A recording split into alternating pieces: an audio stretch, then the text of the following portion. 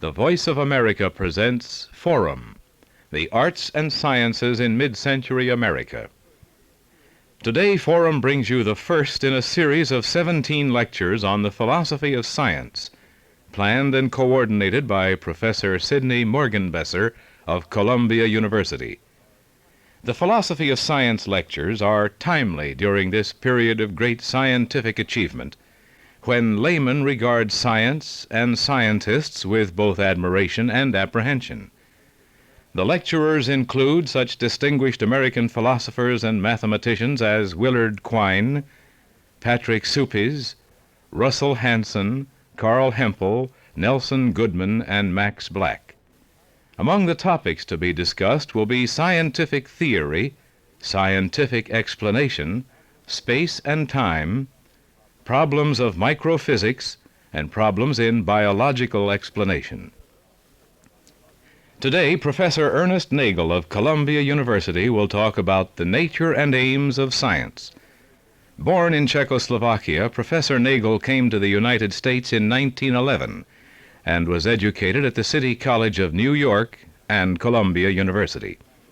In 1931, he joined the faculty of Columbia University, where he is now John Dewey Professor of Philosophy. Professor Nagel was a Guggenheim Fellow in 1934 and 1950, and a Fellow of the Center for Advanced Study in the Behavioral Sciences in 1959. Professor Nagel. Men usually give little thought to the techniques they use in solving problems until habitual ways for resolving difficulties prove to be unsatisfactory in providing answers to new questions. In the history of science, at any rate, acute concern over methodological issues is frequently generated when customary modes of analysis into a subject matter seem to be inadequate, or when traditional ways of evaluating evidence and of interpreting the conclusions of inquiry appear to be defective. It is therefore not surprising that in an age like ours, so strongly marked by scientific revolutions as well as by social upheavals, much intensive thought should be given by practicing scientists and professional philosophers to the logic of science and to the broad significance of scientific achievements. The contemporary literature on the philosophy of science is at bottom a critical response to some of the intellectual difficulties created by recent developments in science. There are, in fact, three aspects of contemporary science that invite serious reflection and help to define its nature and aim.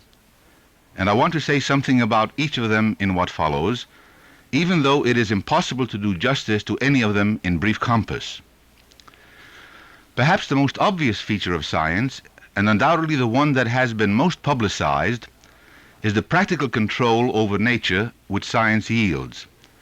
It would be tedious to rehearse the great contributions of scientific inquiry to human welfare, or even to mention the major branches of technology, such as medicine, which have profited from advances in fundamental theoretical and experimental research.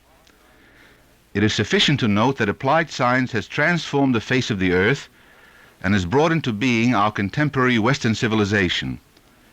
Since such technological fruits of scientific inquiry are those that can be most readily appreciated by men without scientific training or theoretical interests, the practical mastery over nature that often follows from fundamental research is the ultimate justification of science to the majority of men.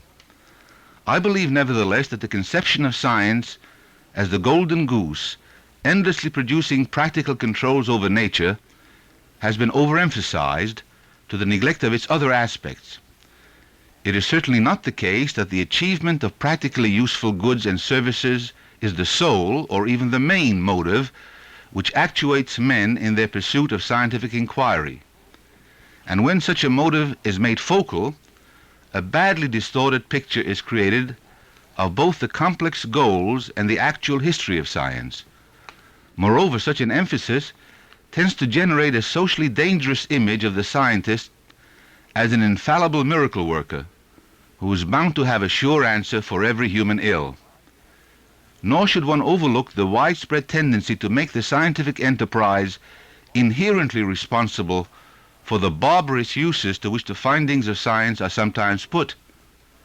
an undoubtedly mistaken imputation which can lead to the impairment of science, but which appears plausible when science is identified with its technological fruits. In point of fact, science assumes a second aspect when it is viewed as directed to the attainment of systematic but reliable knowledge, so that its products are taken to be warranted conclusions about more or less extensive, uniform conditions under which various kinds of events take place. Indeed, according to an ancient and still sound formula, the aim of science is to save the phenomena, that is, to exhibit events and processes as instances of general laws and theories which formulate invariable patterns of relations between things. In pursuing this aim, science seeks to make the world intelligible, and whenever it achieves this objective in some area of inquiry, science satisfies the craving to know and understand, which is perhaps the most powerful impulse that leads men to engage in systematic inquiry. It is a matter of record that as a consequence of its generally successful pursuit of this aim, the enterprise that started in Greek antiquity and we call science has been a major force in the development of liberal civilization. It has served to undermine superstitious beliefs and practices, to dissolve fears that thrive on ignorance, and to supply the intellectual basis for evaluating inherited custom and traditional rules of conduct. It would, of course, be flying in the face of overwhelming evidence to deny that long before the beginnings of systematic inquiry, men acquired fairly reliable knowledge about many features of their physical, biological, and social environment. Indeed, even today, a good deal of the information we need for the normal conduct of our lives is not the product of systematic scientific inquiry, but is usually designated as common sense knowledge. Nevertheless, such common sense knowledge is marked by a number of serious limitations, some of which should be noted. Thus, common sense beliefs are generally imprecise and often lump together things and processes which differ in crucial respects. Common sense beliefs are frequently mutually inconsistent, so that the adoption of one rather than another of two incompatible beliefs as the basis for action is arbitrary.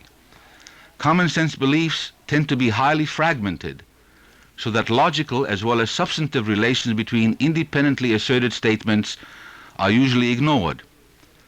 Common sense beliefs are generally accepted with little awareness of the range of their sound application. Common sense beliefs are by and large myopically utilitarian.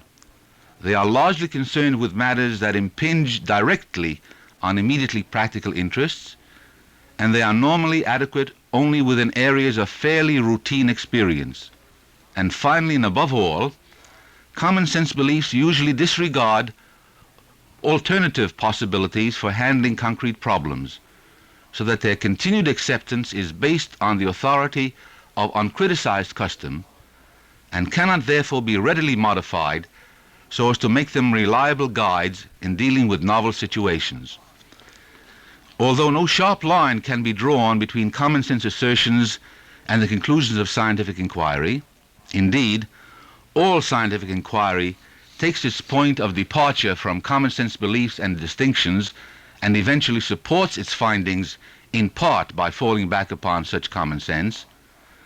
It is a distinctive mark of science that it deliberately attempts to produce conclusions freed from the limitations of common sense or at possessing those limitations to a lesser degree.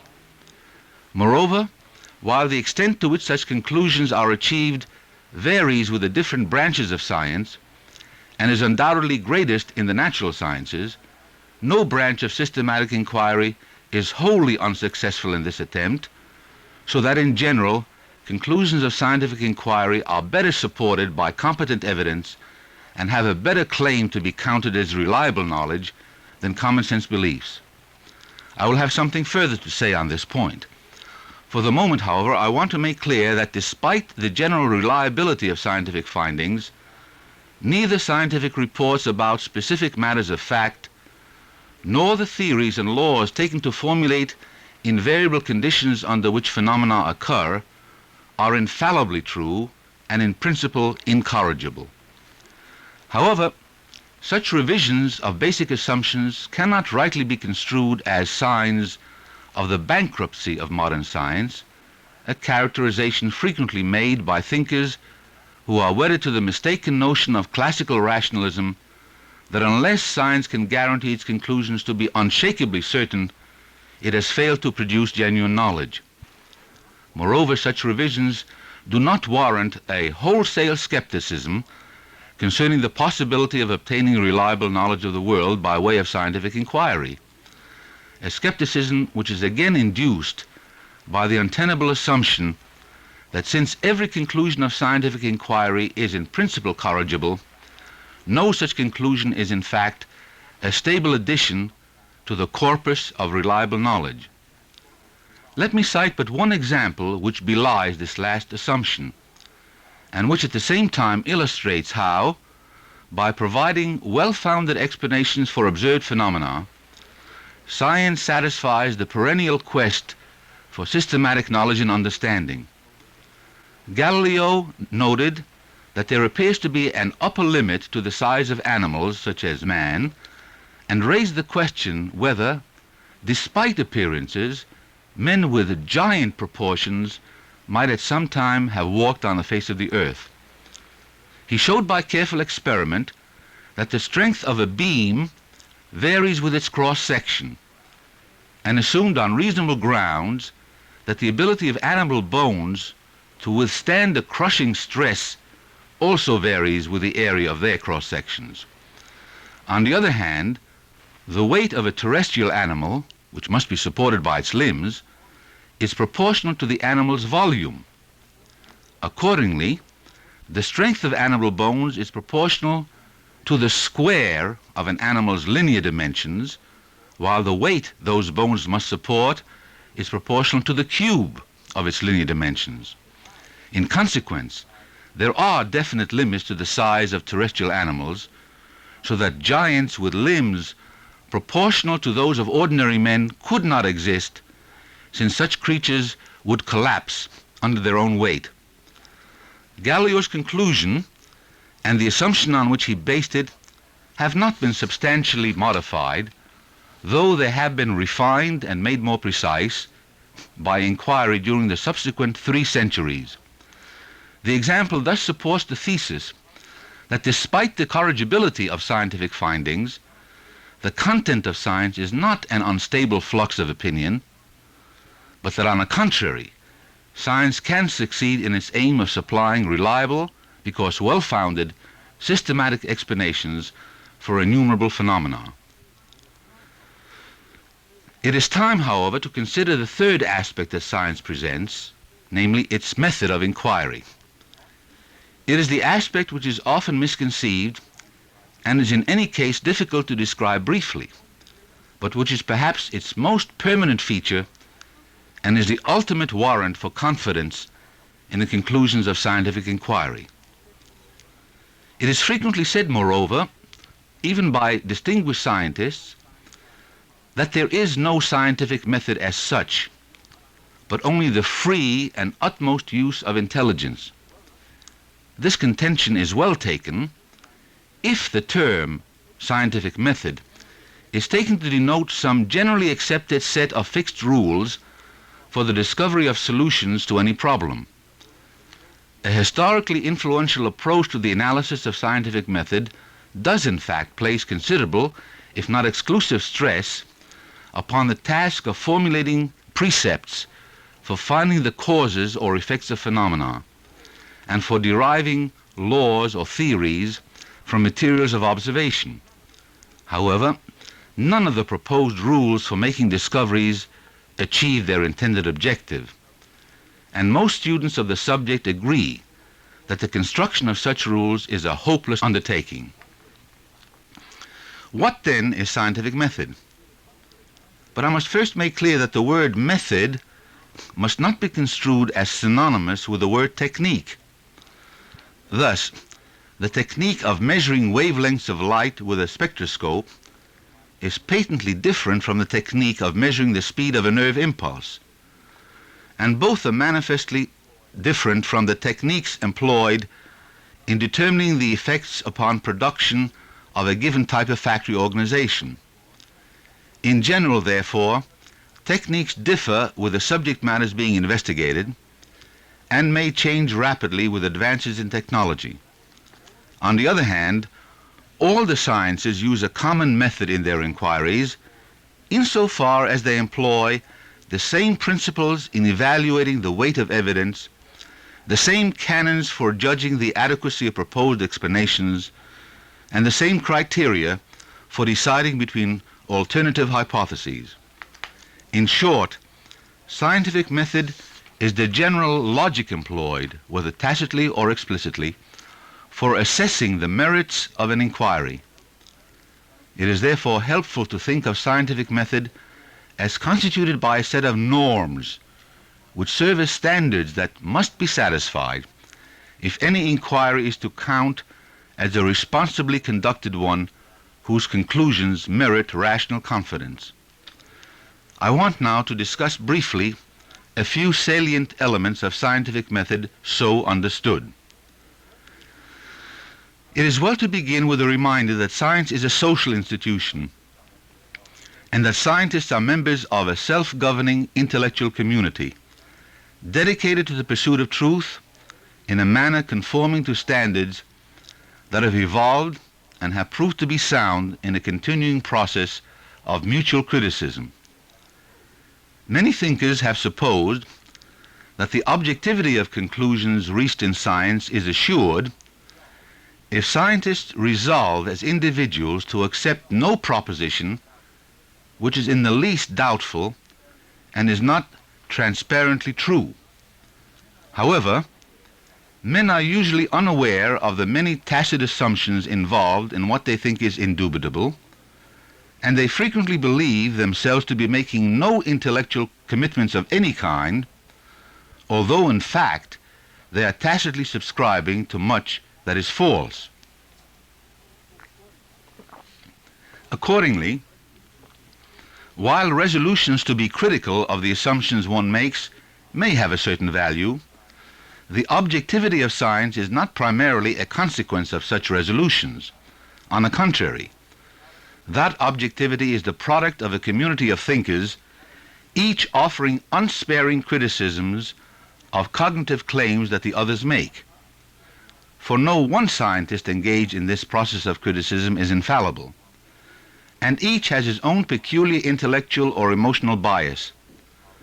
But the biases are rarely the same, and ideas which can survive the crossfire of the varied critical commentary that a large number of independently acting minds supply stand a better chance of being sound than conceptions which are alleged to be valid simply on the ground that they seem self-evident to some individual thinker. Let me next comment on the popular view, sometimes endorsed by scientists, that a scientific inquiry must begin by collecting facts, the data thus collected being then pressed through some sort of logical sieve, which finally yields a uniquely determining formulation of a regularity between the events under study. But the inadequacy of this account becomes evident as soon as we remind ourselves that it is not easy to know what facts should be gathered for resolving a given problem, or whether an alleged fact really is a fact. Since facts do not proclaim themselves to be relevant or irrelevant for a given problem, the scientist must adopt at least some preliminary hypothesis as to what sorts of facts are pertinent to his problem. For example, which of the innumerable factors that may conceivably be present in his subject matter are causally related to the phenomenon he is studying, so that until he replaces the hypothesis by another, this preliminary hypothesis directs his investigation. Without such hypotheses, inquiry is aimless and blind. However, there are no rules for constructing valuable hypotheses. And as Albert Einstein repeatedly observed, those systems of hypotheses that constitute the theories of modern physics are free creations of the mind, requiring for their invention and elaboration feats of imagination quite analogous to creative effort in the arts.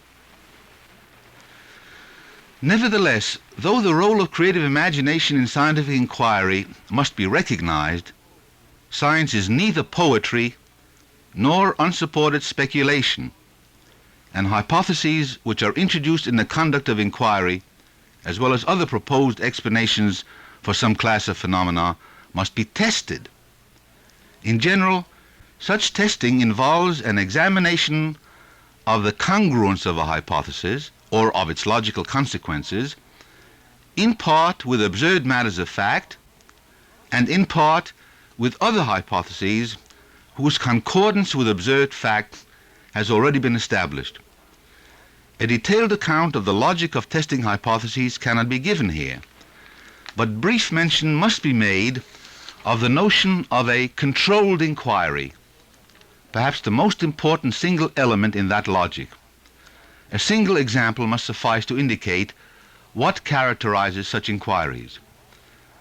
The belief, widely held at one time, that cold salt water baths were beneficial to patients suffering from high fevers seems to have been based on repeated observations of some improvement in the condition of patients subsequent to such treatment.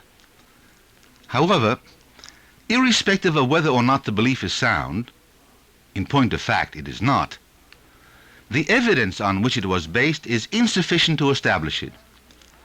It apparently did not occur to those who accepted the belief on that evidence to ask whether patients not given such treatment might show a similar improvement. In short, the belief was not the product of a controlled inquiry, that is, the course of the disease in patients receiving the treatment was not compared with its course in a control group of patients who did not receive it, so that there was no rational basis for deciding whether the treatment made any difference. More generally, an inquiry is a controlled one only if, by instituting some kind of eliminative procedure, the differential effects of a factor that is assumed to be relevant to the occurrence of a given phenomenon can be ascertained. Such an eliminative procedure is sometimes, but not necessarily, an overtly experimental one, since in many domains, and for the most part, overt experiments are not feasible, so that quite complicated and subtle analytical tools must frequently be used to extract from the available evidence the information needed for a rational decision on the merits of a hypothesis. But in one form or another, the notion of control is an essential ingredient in the logic of scientific method, for by and large, the reliability of scientific conclusions is a function of the multiplicity and of the rigor of the controls to which such conclusions have been subjected. I would like finally to comment briefly on the role of quantitative distinctions and measurement in furthering the aims of science and in augmenting the dependability of its cognitive claims. Although there are important structural differences between various quantitative determinations, all types of measurement have a threefold function.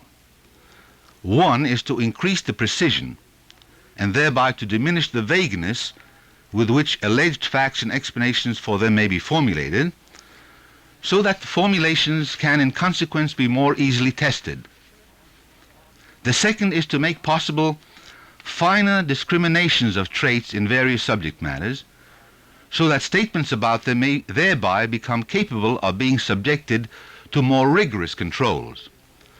The third is to permit more comprehensive comparisons between diverse events, so that relations between things may be systematically and accurately formulated. It is therefore quite erroneous to maintain, as is often done, that the so-called quantitative sciences, which make extensive use of measurement, thereby ignore the qualitative aspects of reality. How unfounded this allegation is will be evident from a single example.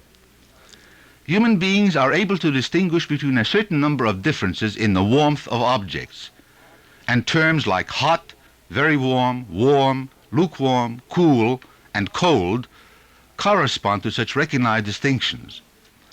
But these differences were not ignored or denied when the thermometer was invented in the 17th century. On the contrary, the invention of this instrument signalized the fact that variations in experience differences in the warmth of many substances were found to be connected with changes in the relative volumes of those substances. In consequence, variations in volume can be taken to represent changes in the physical state of a body, changes which in some cases correspond to felt differences in their warmth. Moreover, it is possible to recognize finer differences in variations of volume than in directly experienced changes of warmth. And there are extremes of heat and cold beyond which human beings are unable to discriminate any further, although volume changes beyond these limits can still be distinguished. Accordingly, by using a thermometric scale, we do not ignore qualitative differences. The use of that scale permits us to note differences in qualities which would otherwise escape our attention, and it also enables us to order those qualities in an unambiguous and uniform manner. Let me conclude by way of a summary. The major impulse which generates science is the desire for explanations that are at once systematic and controllable by factual evidence. The distinctive aim of science is therefore the discovery and the formulation in general terms of the conditions under which events of various kinds occur, the generalized statements of such determining conditions serving as explanations of the corresponding happenings. This goal can be achieved only by distinguishing or isolating certain properties in a subject matter studied, and by ascertaining what are the repeatable patterns of dependence in which those properties stand to one another. In consequence, when an inquiry is successful, propositions that hitherto appeared to be quite unrelated are exhibited as linked to each other in determinate ways in virtue of their place in some system of explanation. However, it is of primary importance to regard such explanatory systems not as a body of fixed and indubitable conclusions, but rather as the corrigible products of a continuing process of inquiry that involves the indefatigable use of a distinctive intellectual method of criticism. It is this logical method which is the special glory of modern science, as well as the spiritual foundation of every genuinely liberal civilization. There are no reasonable alternatives to it for arriving at responsibly supported conclusions about the world men inhabit and men's place in it. You have heard a talk on the nature and aims of science by Professor Ernest Nagel of Columbia University. Professor Nagel's lecture was the first in a series of 17 lectures on the philosophy of science, to be presented each week at this time by Forum. Next week, Professor Isaac Levi of the Department of Philosophy, the City College of New York, will speak on utility and the acceptance of hypotheses. Copies of the lectures in the Philosophy of Science series may be obtained by writing to the Forum editor, Voice of America, Washington, D.C. This is Mel Quinn inviting you to join us again next week for Forum, the Arts and Sciences in Mid-Century America.